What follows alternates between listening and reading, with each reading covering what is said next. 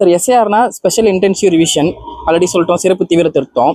இதுக்கு ஆர்ப்பாட்டம் பண்ணோம்னா இது வந்து 100% நாங்கள் ஏற்றுக்கிறோம். இந்த எஸ்ஏஆரை பற்றி அந்த விஷயங்கள் கொண்டு வரீங்க, இந்த ப்ராசஸை கொண்டு வரீங்க எலெக்ஷன் கமிஷன்லன்னு சொல்கிறீங்க, ஓகே நாங்கள் ஏற்றுக்கிறோம்.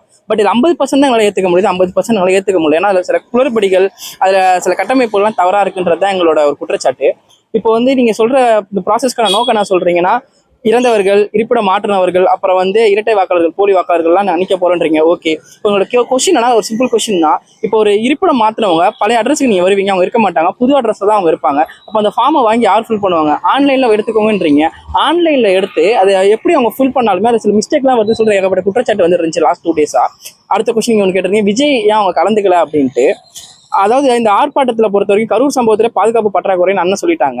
இப்பயும் விஜய் நான் வந்து ஆர்ப்பாட்டத்தில் கலந்துக்கொள்ள ஒரு பாதுகாப்பு பற்றாக்குறை ஏற்பட்டு அங்கே ஒரு அசம்பவம் நடந்துச்சுன்னா மறுபடியும் அங்கே ஒரு மிகப்பெரிய ஒரு பிரச்சனை உண்டாக்கி கட்சியே டவுன் பண்ணிடுவாங்க சார். அதனால தான் வந்து இப்போ எல்லாத்தையும் பொறுமையாக ஹேண்டில் பண்ணுறாங்க. எல்லாமே இந்த பாதுகாப்பெல்லாம் நல்லா உறுதிப்படுத்திட்டு அதுக்கப்புறம் நம்ம வரலாம் அப்படின்னு சொல்லியிருக்காங்க. மேக்ஸிமம் இந்த மந்த்ல நெக்ஸ்ட் மந்த்ல அண்ணன் வெளியே வந்துருவாங்க. அண்ணன் இல்லாமலேயே இந்த அளவுக்கு மக்கள் எவ்வளோ அளவுக்கு கூட்டினாங்கன்னு நீங்கள் பார்த்தீங்க.